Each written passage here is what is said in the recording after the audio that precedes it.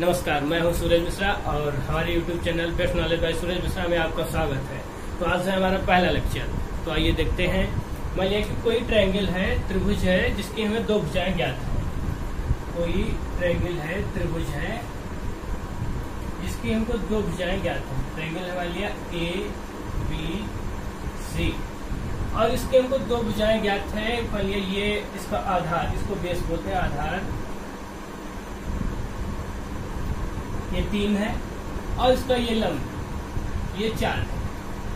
ये 3 सेंटीमीटर है और ये 4 सेंटीमीटर है। ठीक, ये इसको बोलते हैं लंब। तो हमको ये कर्ड, इसको हाइपोटेन्यूस बोलते हैं, ये है कर्ड। कर्ड अगर ज्ञात करना है तो हम कैसे ज्ञात करेंगे? तो इसके लिए एक फार्मूला होता है पाइथागोरस प्रमेय। हम उसका यूज करेंगे, पाइथागोरस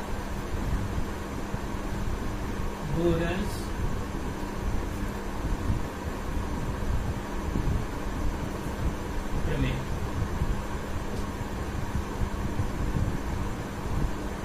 ये पाइथागोरस प्रमेय होती है। पाइथागोरस प्रमेय के अनुसार कर्ण का स्क्वायर जो होता है, बड़ी भुजा का स्क्वायर जो होता है, इम्पोर्टेंट फार्मूला है और ये इसका यूज ट्रिग्नोमेट्री में बहुत ही ज्यादा है। तो इसका यूज करते हुए हम, इस फार्मूले का यूज करते हुए इसकी हम तीसरी भुजा, बड़ी भुजा, जिसे कर्ण जो होती है बड़ी भुजा होती है, उसको हम ज्ञात करेंगे। तो उसको ज्ञात करने के लिए कर्ण जो होता है, तो ये तो हमको मालूम, केवल यही तो फाइंड आउट करना है। और आधार ये बेस 3 सेंटीमीटर है, तो 3 का होल स्क्वायर करेंगे प्लस, और ये है लंब 4, इसका स्क्वायर करेंगे हम, और दोनों को इसका स्क्वायर, ये 3 3 9 प्लस 4 4 16 इज इक्वल टू 25 आएगा। और इसका जब हम कर्ण स्क्वायर ये है इधर, इसका जब रूट करेंगे तो ये आ जाएगा 25, और इसका जब लिखेंगे तो k इज इक्वल टू 5, ये आ गया, ये 5 यहाँ पर आएगा। ये आया है कर्ण।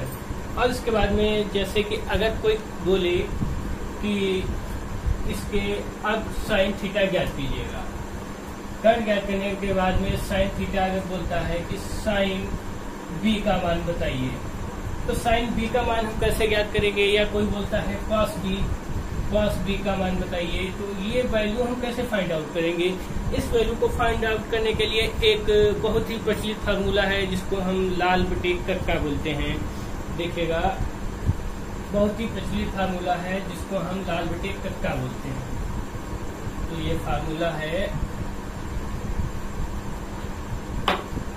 ये फार्मूला है लाल बटे कक्का, LAL, लाल बटे कक्का, KKA।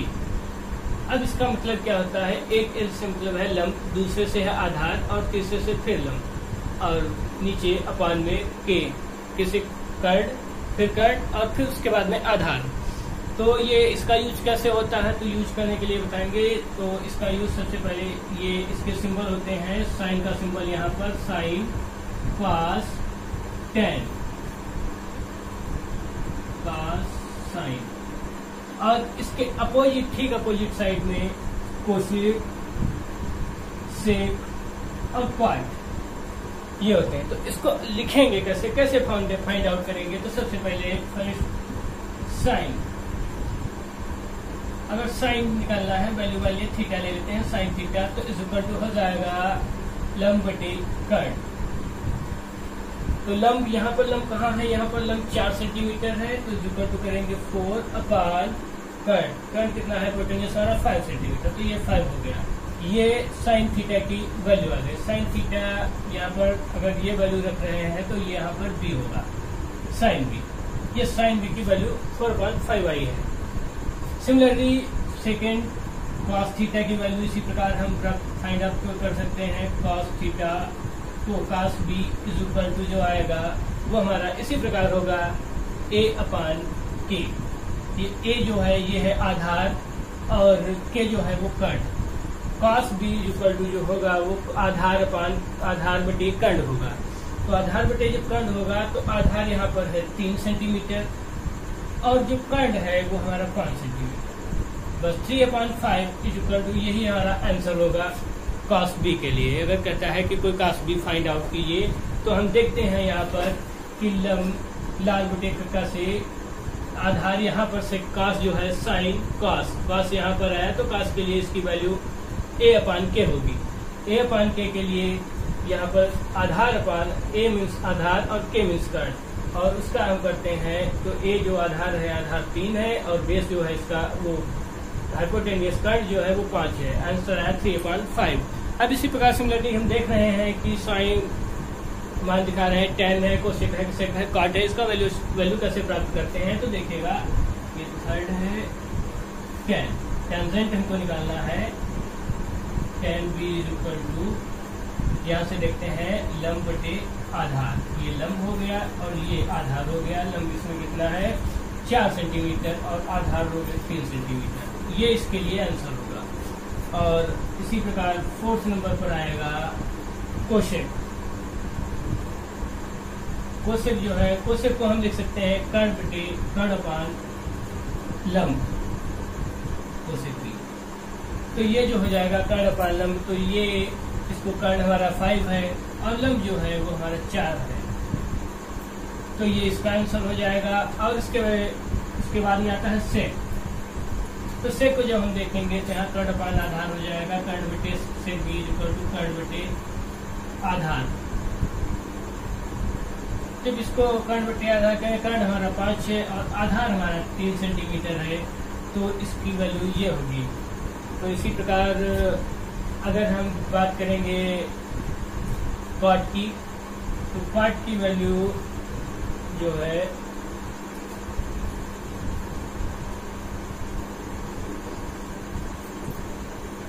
यहीं से हम देखेंगे, ये क्वाट यहाँ पर है तो क्वाट को देखेंगे तो क्वाट हमारा जो है क्वाट b इक्वल टू हो जाएगा a/l।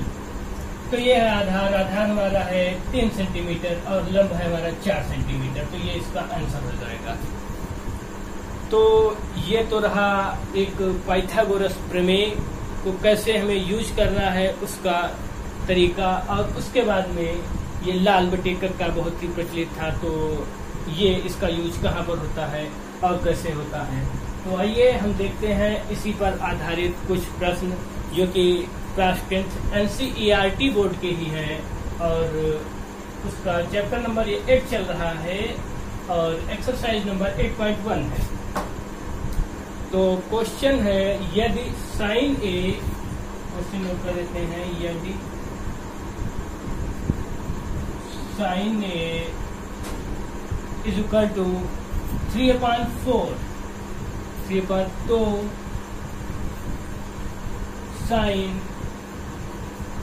Sign A cos A tan A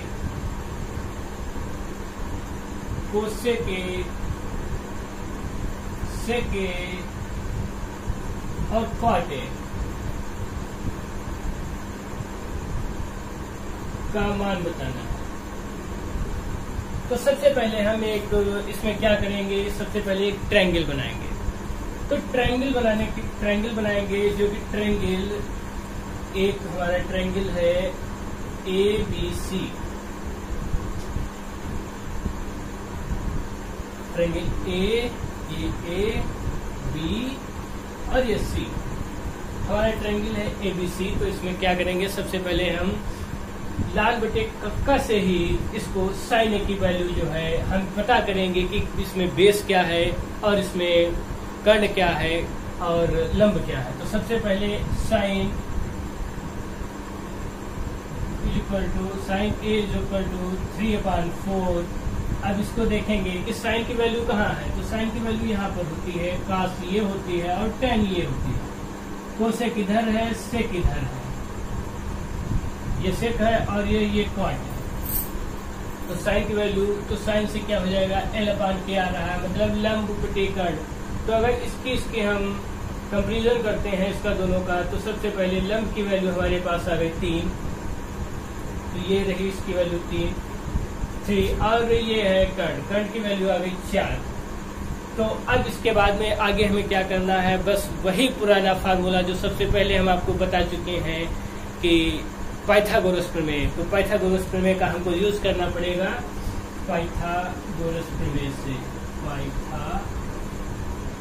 Pythagoras प्रमेय से।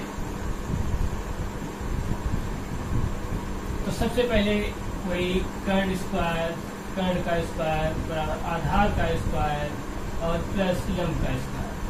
ये जो कर्ण होती है इसको बड़ी भुजा कहते हैं, और ये बड़ी भुजा जो होती है दोनों छोटी भुजाओं के योग के बराबर होती है।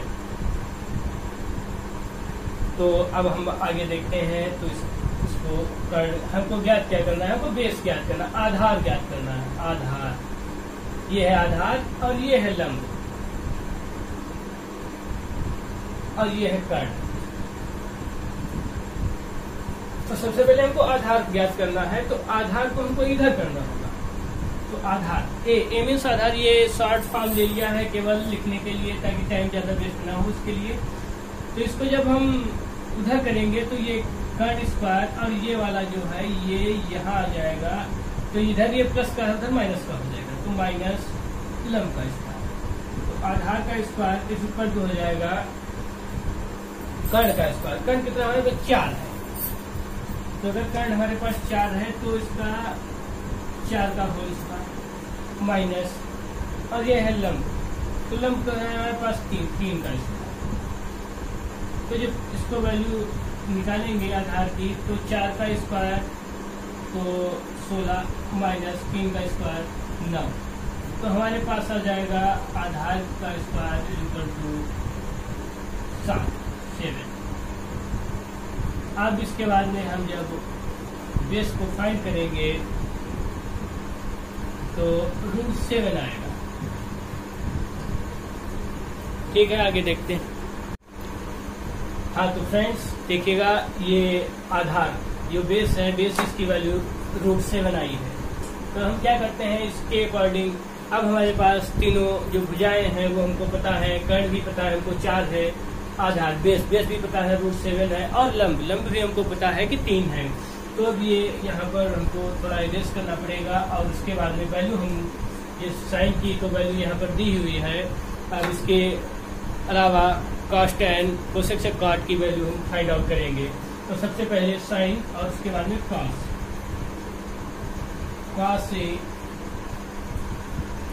इक्वल टू, तो cos के लिए हम यहाँ से देखेंगे कि आधार बटे कर्ण, तो आधार बटे कर्ण, और उसके बाद में तो आधार यहाँ से क्या आया, आधार हमारा √7 आया था, और कर्ण जो है हमारा वो 4 है। अब इसके बाद में tan की बात करते हैं। tan में अगर है हमारा तो इसको यहाँ से हो जाएगा लंब बटे आधार, और लंब हमारा है 3। आधार भी तो हमने फाइंड आउट किया था √7, ये हो गया tan। अब इसके बाद में बात करते हैं कोसेक से कॉट की। तो जो कोसेक है ये क्वेश्चन नंबर शायद 3 है, क्वेश्चन नंबर 3 है, और एक्सरसाइज है ये 8.1। तो इसमें जो है, इसके बाद में अब हम कोसेक की बात करते हैं। कोसेक की जो वो करेंगे तो इसको हम ठीक अपोजिट इसका कर लेंगे, या चाहो आप लोग तो ये इसको इस प्रकार भी लिख सकते हो। कोसेक और सेक कॉट के लिए तो इसको लिख सकते हो कि कक्का ऊपर कर दो और लाल नीचे कर दो। हाँ तो फ्रेंड्स ये यहाँ पर ये लाल है और ये कक्का है, तो यहाँ से हम देखेंगे सेक जो होता है वो कि कर्ण अपान आधार, तो कर्ण और आधार, कर्ण यहाँ से 4 है और आधार जो हमारा अभी फाइंड आउट किया है √7। तो इसके बाद में अब हम बात करेंगे कॉट की। तो कॉट के लिए आधार कॉट आधार अपान लंब इक्वल टू आधार बेस का भी हमने ज्ञात किया है √7, और अपान ये लंब जो है हमारा वो 3 है। तो स्टूडेंट्स आप लोगों की समझ में आ ही गया होगा कि किस तरह से कैसे ज्ञात करेंगे हम साइन कॉस टेंजेंट और कोसेक से कॉट को।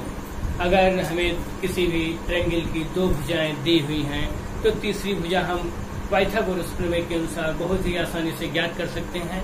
पाइथागोरस प्रमेय के अकॉर्डिंग कर्ण जो होता है बड़ी भुजा होती है, उसका वह 2 छोटी भुजाओं के वर्ग के योग के बराबर होती है।